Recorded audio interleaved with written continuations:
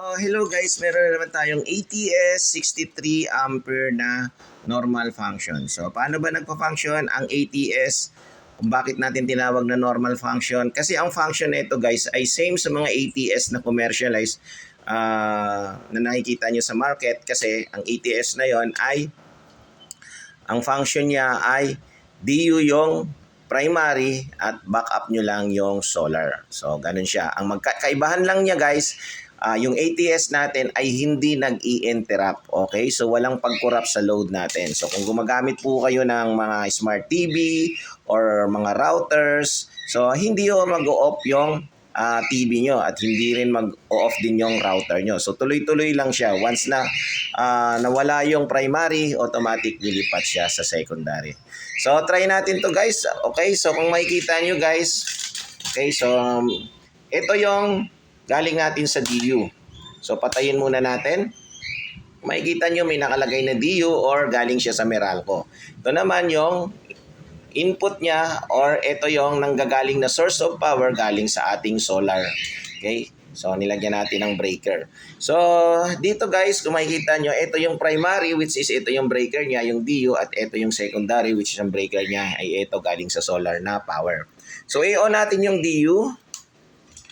At kung makikita nyo guys, nagbibilang siya ng 5 seconds para hindi mabigla yung ating mga loads. Okay, so ayan. So nakita nyo guys, umilaw na yung load natin. And then, i-on natin yung ating pang backup or yung solar. Okay? So kung makikita nyo guys, naka-standby, may dalawang source of power ka na ngayon, naka-standby yung solar natin.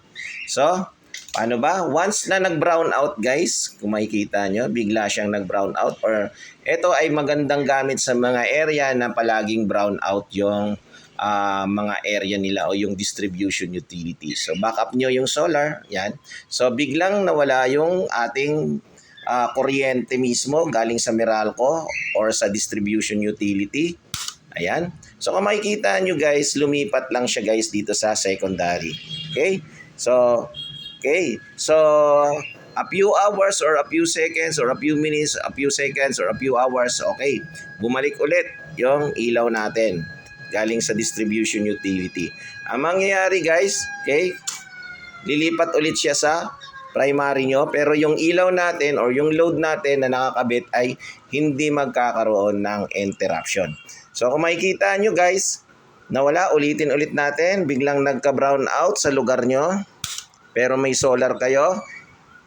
Ayan, so lumipat lang siya guys sa function ng solar, okay? O yung input nyo na source of power nyo ng solar. And then, bumalik na naman siya guys, halimbawa, okay? 5 seconds lang i-delay niya para hindi mabigla yung mga load na nakakarga. Okay, so ayun, bumalik na naman siya as solar DU function. So maraming salamat guys, yan yung normal function ng ATS natin. Salamat.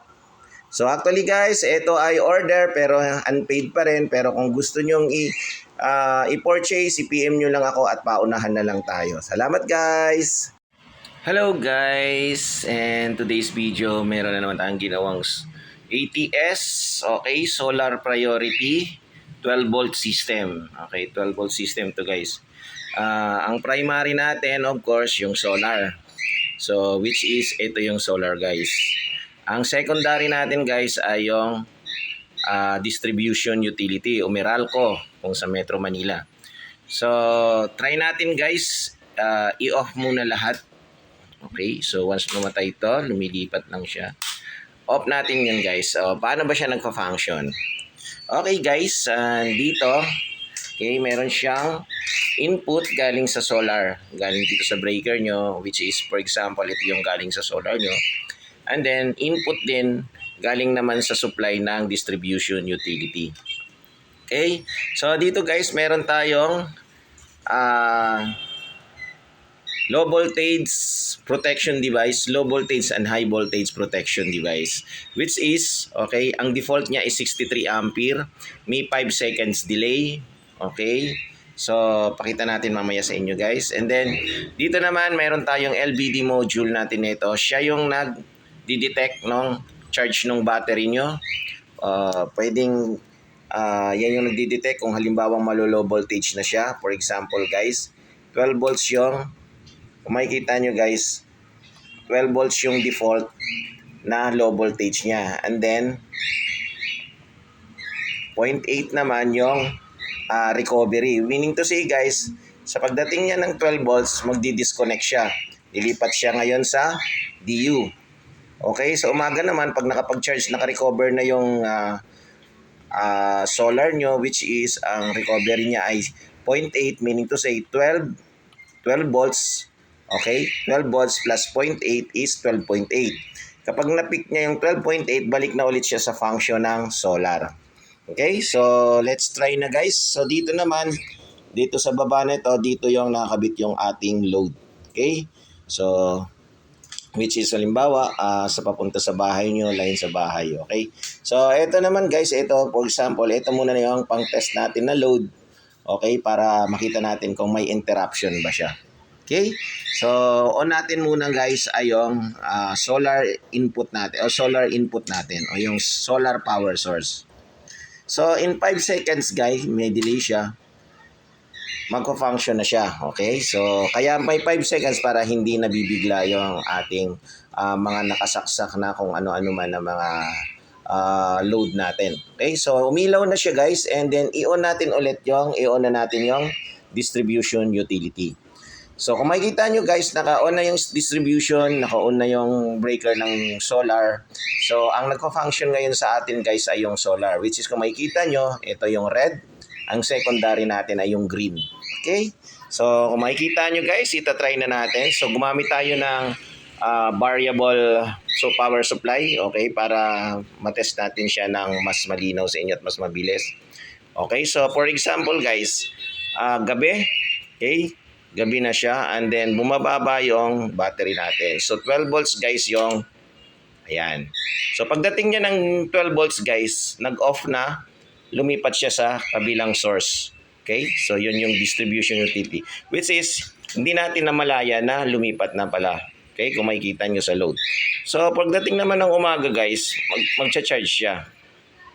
Okay, pagdating ng 12.8 na peak niya guys, may 5 seconds muna siyang delay para hindi mabigla, and then lumipat na siya sa solar, kung makikita nyo yun guys. Pero yung ilaw natin o yung load natin ay hindi nag-i-interrupt. Kaya maganda to guys kung halimbawang ang TV nyo ay smart TV, or kaya yung gumagamit kayo ng Wi-Fi, okay, so router, hindi siya mamamatay guys. Okay, so balik natin. Okay, so halimbawa guys, gabi, and then nag-low voltage na naman yung solar nyo. Umabot siya ng madaling araw, 12 volts na lang. So, na-pick niya yung 12 volts. Okay, kung nakita nyo guys, lumipat na siya sa distribution utility. So, ito po ay 12 volt system. So, maraming salamat guys. Okay, so sa nag-order, unpaid pa naman siya. Kung may willing i-purchase to guys, i-PM nyo na lang ako. Salamat guys.